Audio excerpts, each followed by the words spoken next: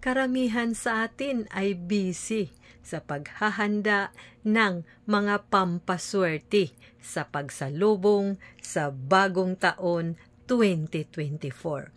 Para sa iyo, sa inyong lahat, para sa ating lahat, ang video ko mula ngayon hanggang December 30 ay pampaswerte tips. Marami po akong pampaswerte tips para sa ating pangkabuhayan, para sa ating kagandahan, para sa ating pagtatrabaho, para sa ating pamilya at lalong-lalo na sa ating pananampalataya at syempre sa pera. Paano dumami ang ating pera para umasinso tayo?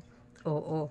At saka abangan ang aking mga videos nga gagawin hanggang December 31, 2023 ay more on tips para sa pampaswerte ngayong taon, Year of the Dragon 2024. Kaya abangan ang aking mga long videos at ang aking mga reels videos.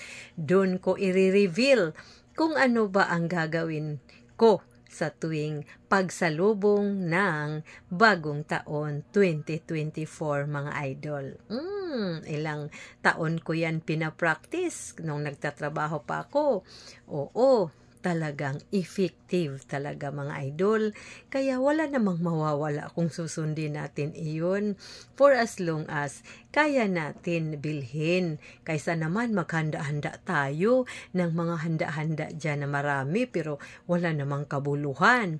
Kaya paghanda rin lang tayo ng pang New Year ay gagawin din natin itong tama pampaswerte at syempre gagawa din tayo, hindi yung naghanda tayo ng pampaswerte pero hindi din tayo nagtiyaga. Oo, sabayan natin ang tiyaga.